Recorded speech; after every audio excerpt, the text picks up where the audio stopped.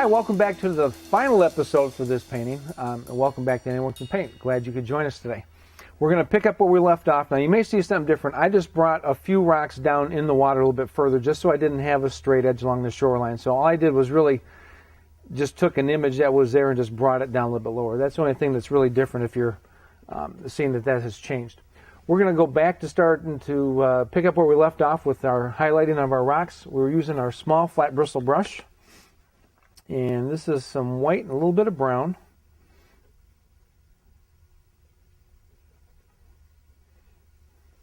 And again, if you want to have a piece of paper towel handy, this can kind of help control the amount of paint that you have.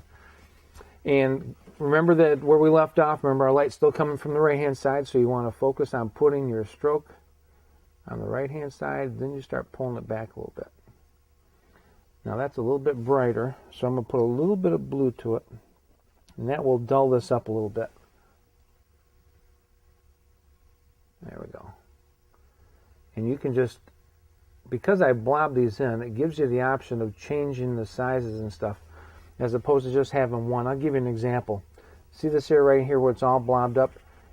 You could make that into one rock if you wanted. You could make it into 7 rocks, 2 rocks, whatever, as opposed to just putting in one blob like this. It's basically you've got one rock. So that's why I kind of like to blob them, because then I can ensure that I'm not doing the same size and shape over and over and over, which is very easy to do. So I'll give you an example. So you could make that into one rock. You could make this into another rock, and you could do a larger version here. But when you make your first stroke, you don't want to touch your sunlit side of your stroke anymore. You want to work on the inside of that and lightly pull that back. And the lighter you do it, you can see where there's some dark showing through. That, again, kind of helps make it look a little three-dimensional, like there's some texture to it. And that's always a good thing. A little one there.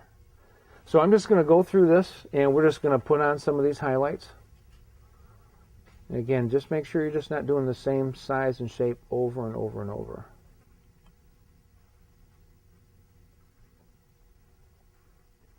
And the smaller ones, you don't have to do a lot to, because you'll end up covering the whole thing up. So you just give a little suggestion. I'm going to hop over on the other side. And at this point, don't worry about the bottom edges. You can see how some of these, they have like little fuzzy edges to them. When we put the highlights in the water, we're going to take care of all those things, so don't worry about that. It's a perfectly normal thing that happens when you're underpainting your rocks in. And really, almost anywhere where you've got a dark spot, you could incorporate a rock. So right here, for example, there's a dark area, and that was not a rock before. But because it's dark, all you got to do is throw a little highlight in front of it, and it becomes a rock.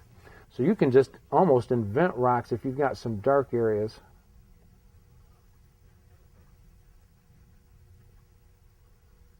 But again, the thing is not to overdo your highlights.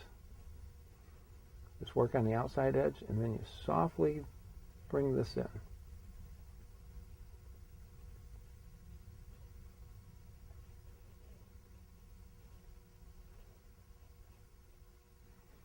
And you can see you can do a whole bunch of these rather quickly. Now this rock, in my mind, is sitting in front of that one. So I'm not going to bring that rock all the way down as a highlight, because that would be blocking that off. So I need to put a little bit more detail to it just so you can tell what it is. Now this one, as you can tell, is now sitting in front of that one. I'm just going to reload and I'll be right back up. Maybe this rock goes like that.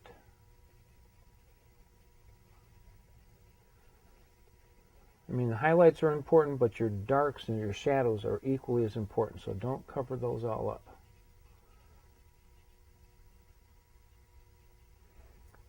And some of these may get covered with water, which will make those look like they're underneath, but so I always put highlights on it just in case they don't. We got the big strapping one there.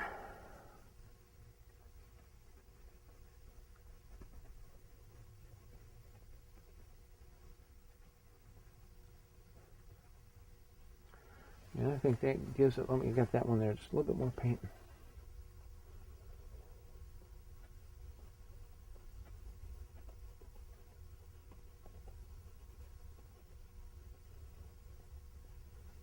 There. I think while I got that color, I'm going to put some highlights on the tree trunks and the stump and the one over here. And how you want to do this is you can use a liner brush or you can use your small flat bristle brush, but you want to get it to a chiseled edge either way. And as you put this on, you want to go on the outside edge, the sunlit side, and just kind of bounce your brush around. And by bouncing it, you're allowing some of the dark to show through, which will help give you that indication of some bark. Just kind of run that down like this and just kind of keep your brush moving and just follow the angle of your tree. But again, it's really important that that dark shows through. When you get up here, now there's a branch that sticks out from here, so I'm going to skip over that. And I'm going to start underneath this one and just kind of work this down. And then I'm going to follow that branch out. Again, because that's not very wide, you don't need a whole lot to it. You just need enough where it brings it out. A little bit on that one.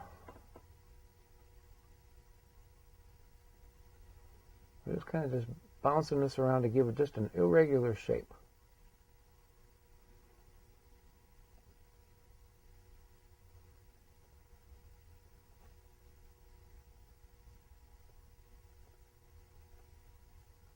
You see, by bringing the highlights on that, it looks like it comes across and sticks out from the trunk out here in the middle. So I'm going to switch over to this side, and we're going to take care of this one that's fallen down. Same thing. You want to go on the top hand side and just kind of skip around so you get an irregular shape. Just kind of follow that all the way down to the point. And then it's this thing of just keep bouncing around and working your way back.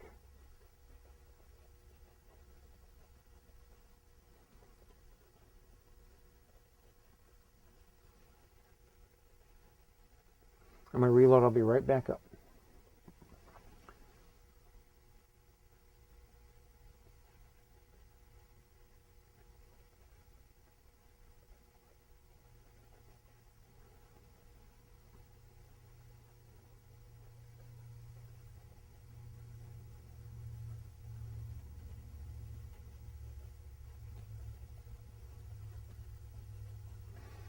All right, that's enough for that. You see how the texture on that, see all the dark that you left in there?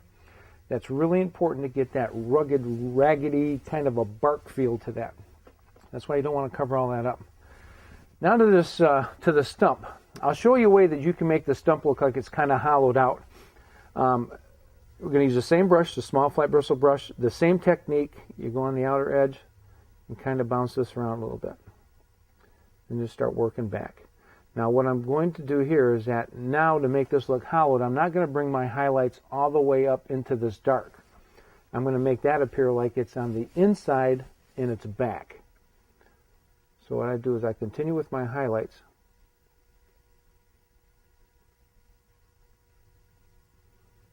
I'm just going to work this back.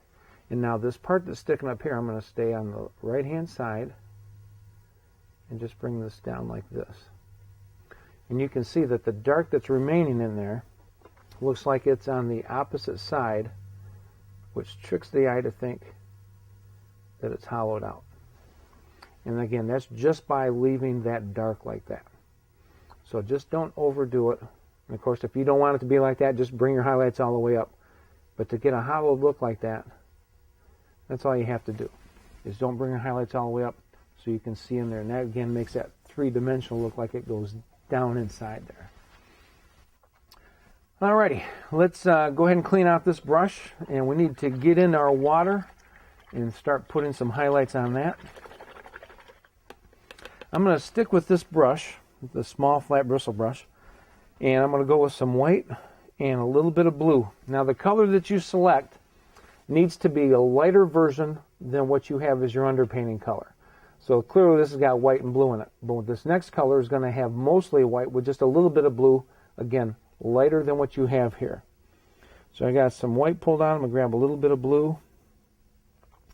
And the thing that's going to be deceiving is that on your palette it's going to look a certain way, because like on my palette I've got this color against white, so it looks like it's really dark. But when you bring it up to here, you may find that it appears to look like it's white because you're putting this color on a darker color. So let's see what we got. And the only way to really know is come up and test this. And you can see how that looks white against that dark, but you can also see how, let me go back down to here, you can see how there certainly is blue in that color. So you always got to watch the colors that you're putting, or you're applying the color to, because it does affect it. Also, as you're doing this, water lies basically flat, unless there's some reason for some turbulence and things. So in order to get that look, you've got to keep your brush positioned horizontally. If I go through and I do these on an angle, then the water is going to look tilted. Remember, I've always said is that when you do highlights, highlighting always gives you the size, the shape, the angle, or the movement of an object. So the angle that you put on this is going to determine whether this looks flat or not. And again, that's all done based on keeping your brush straight. Now you can do this kind of a stroke all you want to do to make it look like there's water current, but you notice that the brush stays horizontal as I'm doing that, so it looks again like it's flat. So we're going to start back here, and we're going to make sure that we go up underneath the edge of every rock that we can see the bottom edge to, whether it's on the far shoreline or whether it's sticking out in the water itself. And this again will help settle those rocks down and look like they're sitting down in the water. And I'm just working my way up, again, not covering up all the underpainting. Again, that's true no matter what you're painting. I'm just going to grab a little bit of color, be right back. And I saw a little opportunity to put like a little baby waterfall. So let's say like right here, and I'm just following strokes. So let's say it goes like this, and then it kind of goes down. Now see, because of the angle that I'm doing, it makes it look like there's a drop off there. And then I just pick back up underneath there, and then I start working down to this area. Now we talked about at the beginning of this painting how that was going to be a waterfall. So let's say this just evens out, and when it gets to this point, really lightly do this, because it's almost better to do it too light and have to go back over it a second time, or maybe even a third time, than it is to do it too thick, and then you've got to go back with your blue and you've got to start kind of all over again. So you just want to really lightly get this, put it right on the canvas, and pull this over. And again, you will see by how much paint comes off, how much pressure you need to apply to make it look how you want it to look. And again, sometimes waterfalls have some areas within the waterfall where it's a little bit thicker than others.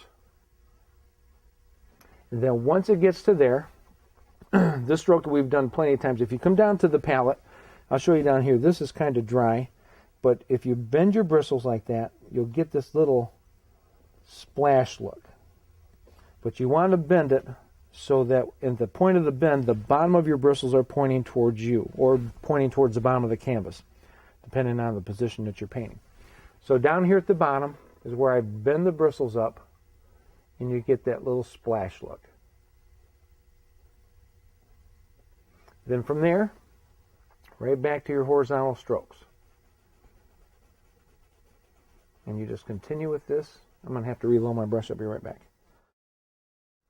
Just continue with this and go underneath any rock that's sitting out in the water. I'll give you another example. If you just want to play with here with some waterfalls, this is a perfect spot to have another waterfall. Again, you come in, light pressure, and just pull this over. Again, because this is the angle, that's what tricks the eye to think that's the way the water is going. So again, after you've done that, push up, bend your bristles to get a little bit of a splash. Then you go back to horizontal strokes. And you can put as many or as few of these in as you want. Just anywhere where you see all of a sudden that you could put a drop in elevation of your water, you can certainly get away with this. I just reloaded and I'm coming back, going underneath every rock. Again, remember, horizontal strokes and not covering up all your underpainting. We could put another one right there, another little waterfall, just by angle of your strokes. And up here, just go back to horizontal so it looks like it all ties together. Down here, bend your brush, your bristles, to get the splash. Back to horizontal strokes where it flattens back out. Again, I'm going to reload and I'll be right back.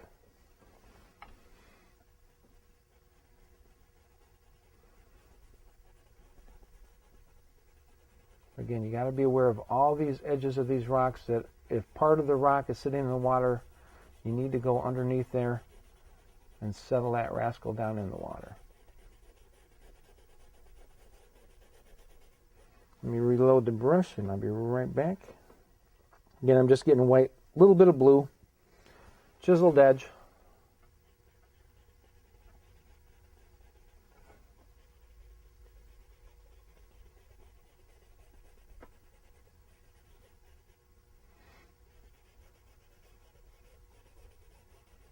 And again, just like every time we highlight anything, you don't want to cover up all of your underpainting. Let's have another little waterfall that goes right there. I know this looks a little bit different than the one that's in the intro of the show, but I just want to be able to show you that you can do a lot of things, that you got a lot of options to change your mind. Maybe this comes like this, and maybe this one goes like that. Need a little bit more paint. But just by the angle of your stroke is what tricks the eye. Let's see, it comes over this way too. Bend your bristles to get that splash.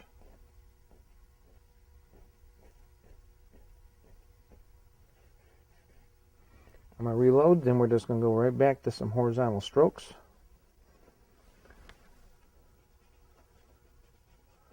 And the horizontal strokes start right at the bottom edge of your splash.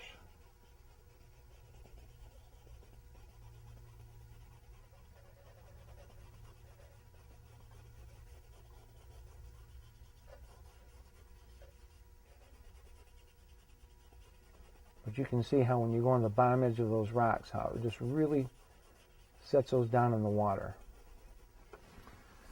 So then you can go back, and if you need to brighten up any areas, maybe like right here, I'm going to brighten this up a little bit. So I'm just using basically pure white on my brush, just to kind of make that stand out a little bit more. Again, bending the bristles to get that little splash. This is, at this point, you really, because you've already highlighted, all you're doing is going back and brightening things up. This is called accent highlighting, if you've ever heard that term. That's really what it is. Just going back and finding areas that you need to brighten up a little bit more to make them stand out. That's really all this is.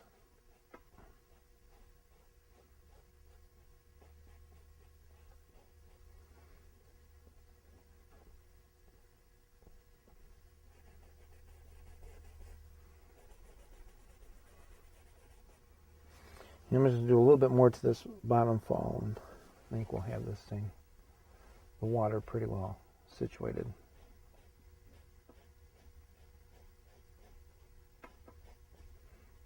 Again, a little bending of the bristles to get a little bit of a splash look.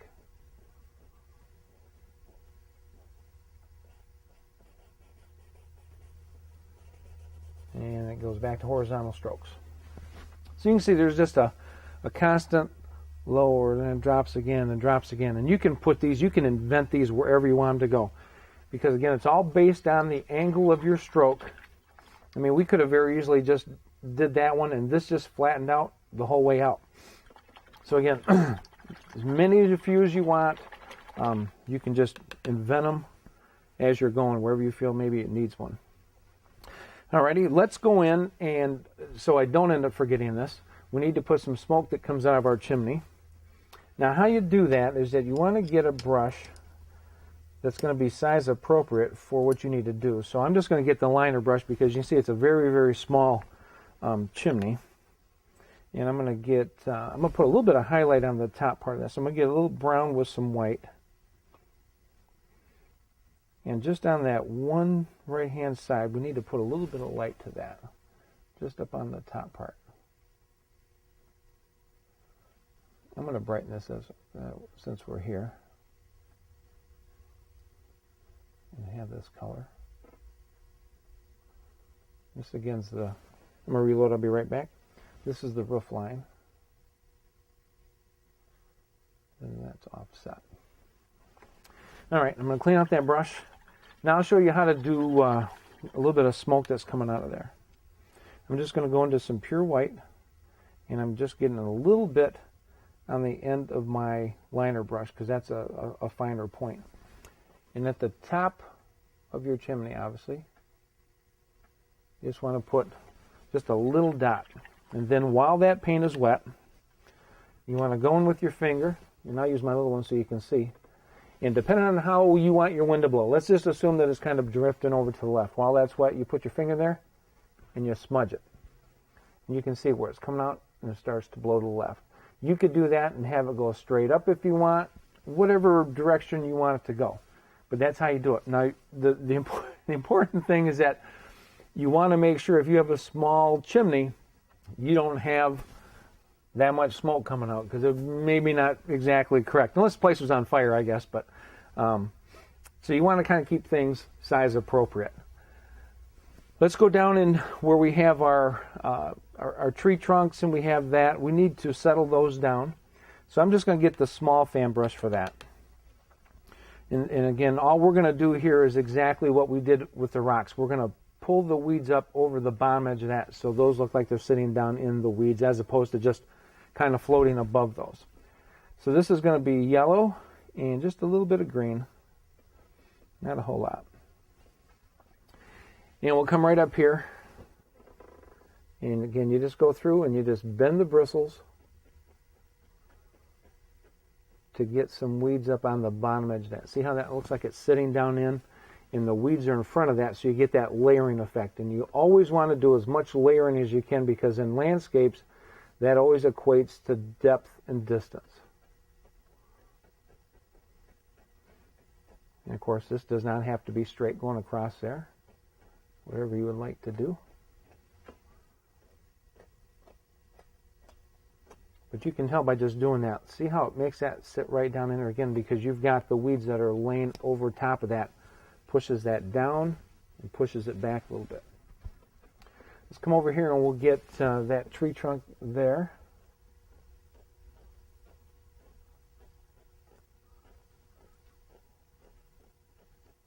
And then you can look and see if there's any rocks that you need to do over while you've got this color and the brush out. Like right here, maybe I'll bring this up a little bit more. You can check around any of the base of any of the trees if you want to see if any of that needs to be changed.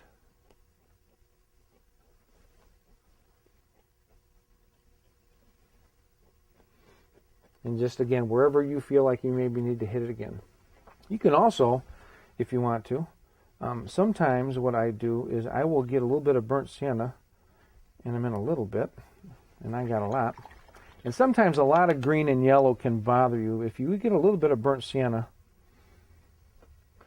you can go through and just put a little bit in here, and this kind of helps to break all that up and kind of brings a little bit of warmth to your grasses and things. And this certainly is not necessary. I kind of like to do this once in a while. Again, just because I think it makes the grass and the weeds a little bit more interesting to look at because it looks like there's other things going on in there. Maybe some other colors and things. But a little bit of this color can really warm this up and kind of help get away from all that green and yellow, which can get monotonous sometimes. But this is a really quick cure to change that and to fix that. So if you're ever doing a paint that's in the summer or the spring, and it's just you have a lot of green, which obviously is probably going to happen when you get all done and it kind of sitting back and you're looking at it and go like, boy, there's just something. This may be the thing that you want to consider, is just get a little bit of burnt sienna, add it with a little bit of yellow, and it really will kind of change that up and kind of get your attention away from all that green because it interjects a little bit of gold into there. Some paintings it's a little bit more effective than others depending on how much green you have, but it can really make a difference.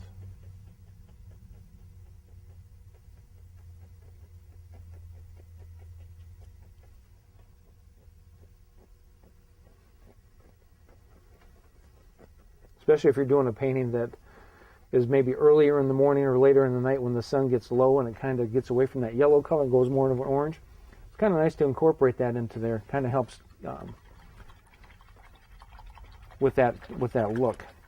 Now again, you just kind of go back through, and anywhere that you want to brighten things up, that's a perfect time to do that. I'll give you an example real quick. We're almost out of time. We get white, a little bit of brown. Again, with this accent highlighting, you can go through and you can sharpen up some of your highlights. And if you do this, accent highlighting is that you're not doing a whole lot. You're just really kind of catching that outer edge just to bring it out a little bit more. But again, you're just kind of enhancing what you've already done. Not really changing too much. I'm going to do the same thing over on this log over here, just to kind of bring it out a little bit more. And that's as far as we're going to get. I hope you try this painting. It's a lot of fun, I promise you. Remember that if you've got any photographs that you've taken on vacation that's any kind of a landscape or that's in your neighborhood, please send them to me or email me a copy of that. We may be able to incorporate that into a painting, and you'll see your picture develop into a painting one time maybe. Also, if you do any paintings at home and you want a critique or you want some kind of help or some advice, please send me a copy of that. I'd be more than happy to help you along with that. Remember that you can do this. I promise you just got to get out paints and brushes and slap it on there. It's really easy to do. Thank you so much for watching. Please try this. Remember, you can do this. Anyone can paint. We'll see you next week.